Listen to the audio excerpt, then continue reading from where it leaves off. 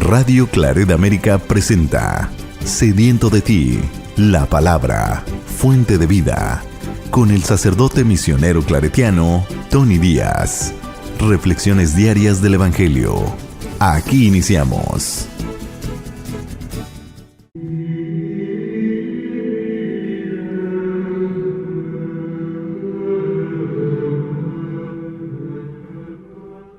Bienvenidos hermanos a nuestras reflexiones del Evangelio del día. Hoy es viernes de la 17ª semana del tiempo ordinario. Viernes de la 17ª semana del tiempo ordinario. El Evangelio de hoy viene de Mateos, capítulo 13, versículos 54 al 58. En aquel tiempo Jesús llegó a su tierra y se puso a enseñar a la gente en la sinagoga. De tal forma que todos estaban asombrados y se preguntaban, ¿de dónde ha sacado esa sabiduría y esos poderes milagrosos? ¿Acaso no es el hijo del carpintero? ¿No se llama María su madre, y no son sus hermanos Santiago, José, Simón y Judas? ¿Qué no viven entre nosotros todas sus hermanas? ¿De dónde pues ha sacado todas estas cosas? Y se negaban a creer en él. Entonces Jesús les dijo, un profeta no es despreciado más que en su propia patria y en su casa. Y no hizo muchos milagros allí por la incredulidad de ellos. Palabra del Señor. Muy bien, demos comienzo a la reflexión de este Evangelio. Ya ayer cerramos el tercer discurso de Jesús, donde Mateo recoge varias de las parábolas en torno al reino de Dios o al reino de los cielos, como lo nombra él. Y aquí, y esa sección cerró con Jesús yéndose de esa área o de esa región para irse ¿a dónde? A su pueblo de Nazaret. Esta escena de Jesús en la sinagoga de Nazaret la encontramos, por ejemplo, en Lucas al principio de su ministerio público. Cuando Jesús en Lucas regresa de su experiencia de 40 días en el desierto después de su bautismo, se va a su pueblo y ahí es rechazado por su propia gente. Y aquí Mateos ha puesto esta escena de Jesús en la sinagoga de su pueblo de Nazaret mucho más tarde en su ministerio público, o sea, en su experiencia como predicador ambulante. Jesús, como es de costumbre, como buen judío, va a la sinagoga del pueblo. ¿Por qué Jesús se va? No solamente aquí hace referencia a esto, sino también en otras visitas a otros pueblos donde habían sinagogas. ¿Por qué se va Jesús a la sinagoga? Porque en la sinagoga ya encuentra, como buen judío, pues un grupo que lo va a recibir, que era tradición, no sé si hoy en día siga siendo tradición, de que cuando un visitante llega a una sinagoga que no es la suya, pues si le reconocen que es visitante, pues lo invitan a compartir a la lectura y quizás alguna palabra de reflexión sobre la lectura, ¿no? Y aquí Jesús pues aprovechaba esa experiencia de la comunidad judía en las sinagogas de que como visitante se le invitara a leer la parte de la Sagrada Escritura que se había escogido y después dar alguna palabra pues de ya sea de interpretación o de reflexión. Y por eso Jesús muy probablemente se dirigía a las sinagogas. Esto también lo hará Pablo cuando él lleva a cabo las 3 misiones de evangelización hacia el norte de Jerusalén. En los pueblos donde existían sinagogas, se dirigía directamente a las sinagogas porque ya tenía una audiencia preparada y dispuesta para que lo escuchara como buen judío.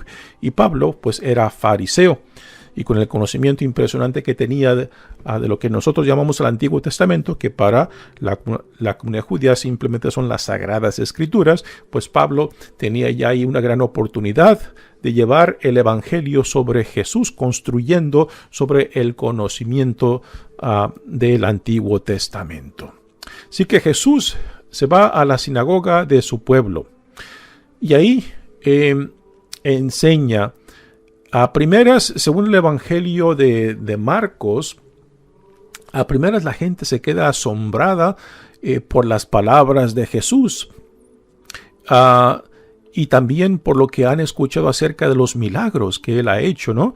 Aquí Mateo le ha quitado mucho detalle de esa primera impresión que sus paisanos tienen de él, de su palabra y de lo que han escuchado acerca de sus milagros, ¿no? Y están desconcertados porque piensan que lo conocen, ¿no? Dice el Evangelio de aquí de Mateo. Y se puso a enseñar a la gente en la sinagoga de tal forma que todos estaban asombrados y se preguntaban ¿de dónde ha sacado esta sabiduría y esos poderes milagrosos? Así que lo escuchan y dicen, ¿qué hay en este hombre? ¿Qué hay en sus palabras que cautivan, que motivan, que nos atrae? ¿Y qué es esto de los milagros que hemos escuchado que ha hecho, no? Sí que no saben qué pensar de él, no saben qué concluir, ¿no? Y quizás aquí se confirma un dicho que dice, la familiaridad engendra desprecio.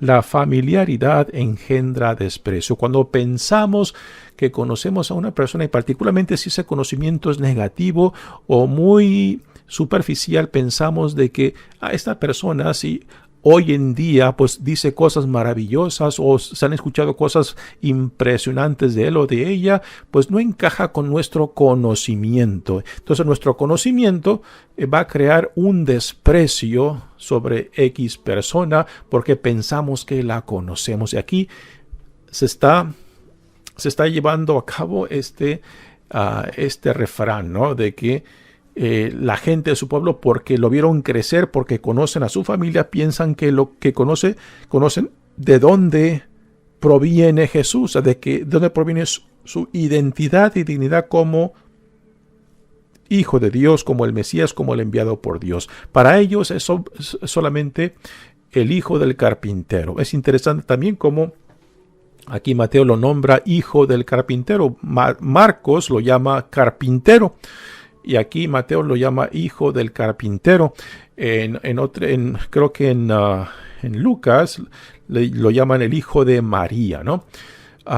Y es curioso de que no lo llaman Jesús Bar José, que es la forma formal de cómo los hijos eran nombrados con el nombre del padre.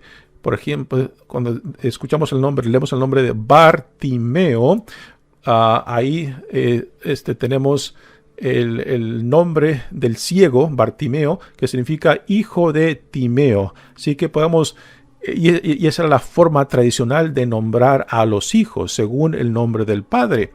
Así que aquí hubiéramos esperado que le dijeran Bar José, Jesús Bar José, Jesús hijo de José, pero no es eso, porque sabemos de que, y los evangelios tienen esto clarísimo, que el nacimiento de Jesús es un nacimiento virginal, inspirados y llevado a cabo por la intervención divina de Dios. Por eso los evangelios no hacen una conexión directa de la paternidad de José con Jesús. Y los evangelios tienen clarísimo que el nacimiento de Jesús es virginal, ¿no? Sí, que por eso simplemente lo llama aquí Mateo Jesús, el hijo del carpintero. Y después dice, ¿acaso no es este el hijo del carpintero? ¿No se llama María su madre? ¿Y no son sus hermanos Santiago, José, Simón y Judas? ¿Y qué no viven entre nosotros todas sus hermanas? Así que la gente es incrédula porque piensan que conocen a Jesús porque conocen a la familia. Y nuevamente aquí el proverbio, la familiaridad engendra desprecio. piensan que lo conocen, pero no tienen ninguna idea de dónde proviene ni la autoridad ni el poder de Jesús. ¿Quién de nosotros no hemos visto manifestado esto, no? Cuando una persona que conocemos ha vivido un cambio radical, pero ese cambio radical nunca le será afirmado o aceptado porque la gente que lo vio crecer, la gente que lo vio cometer quizás fechorías o lo contrario de lo que él hoy en día es la persona, simplemente no van a hacer ese cambio de lo que la persona es hoy en día, sino siempre será juzgado, será pintado con la brocha gorda de su pasado, ¿no? De que el pasado determina nuestro presente o nuestro futuro. Y esto es algo que tristemente aún dentro de nuestras comunidades, esto no simplemente es parte de la comunidad cristiana, eso se manifiesta en todas las culturas, en todas las sociedades, ¿no? Cuando continuamos empujando la idea de que el pasado determina mi presente y el futuro. Cuando no se toma en consideración los cambios, las transformaciones que por la gracia de Dios se llevan a cabo, pero que la gente que nos conoce, la gente que nos vio crecer, pues simplemente no nos van a aceptar porque está. ¿Qué va a cambiar esta persona? ¿O qué va a ser diferente si lo vimos cómo creció entre nosotros, lo vimos lo que era, lo vimos lo que hacía, ¿no? Que no me vengas con cuentos de que es una persona diferente, ¿no? Pues podemos utilizar esa experiencia que para la mayoría de nosotros es común en cómo juzgamos a la gente según nuestro conocimiento cuando no tenemos idea de lo que esa persona es hoy en día o lo que será para el futuro con la gracia de Dios. ¿Qué no viven entre nosotros todas sus hermanas? ¿De dónde pues ha sacado estas cosas? Y se negaban a creer en él. Así que esta falta de fe, no solamente en sus palabras, sino en sus obras, sino en la persona de Jesús, y esta falta de fe porque piensan que lo conocen, pues es lo que impide de que Jesús lleve a cabo obras de sanación entre su gente. Dice, entonces Jesús les dijo, un profeta no es despreciado más que en su patria y en su casa. Estas palabras son interesantes porque Mateo toma esta escena en Marcos y después la suaviza mucho. ¿Por qué digo eso que la suaviza mucho? Porque en Marcos esta escena del rechazo de Jesús, tanto por sus compatriotas o su gente de su pueblo como de su casa, o sea, de su familia, en Marcos las tenemos mucho más fuertes. Y solamente lea el capítulo 3 en Marcos para darse cuenta cuando van en busca de Jesús porque piensan que se ha vuelto loco. Esto es la familia de Jesús según el Evangelio de Marcos, ¿no?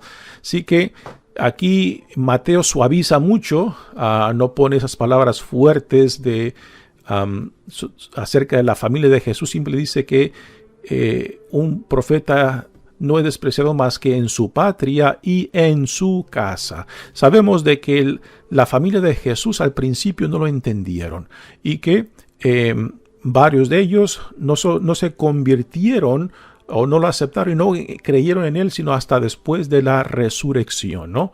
O quizás antes de la resurrección, cuando empieza la pasión, muerte, y ya para la resurrección tenemos a uno de ellos que se llama Santiago, que pasó a ser el líder de la comunidad cristiana en Jerusalén, ¿no?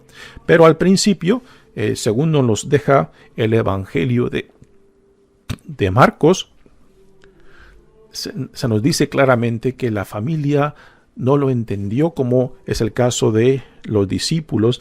En el Evangelio de Marcos, tanto la familia como la gente en torno a Jesús, la gente que lo sigue, y los discípulos mismos no entienden a Jesús. Y hay esta imagen muy fuerte negativa, podemos decir, de toda la gente en torno a Jesús, incluyendo su familia, incluyendo sus discípulos y la multitud que lo sigue, que no lo entienden, no lo aceptan y a últimas muchos lo rechazarán, ¿no?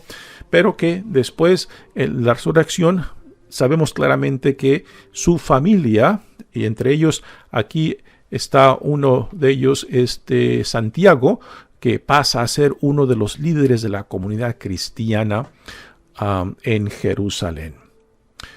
Sí que Jesús no pudo hacer mucho, o sea, no hizo muchos milagros allí por la incredulidad de ellos, ¿no?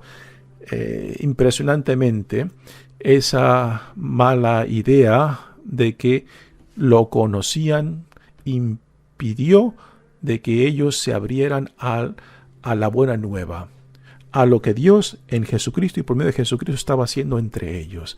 Y fue esta incredulidad que los privó de recibir la buena nueva de Dios en Jesucristo.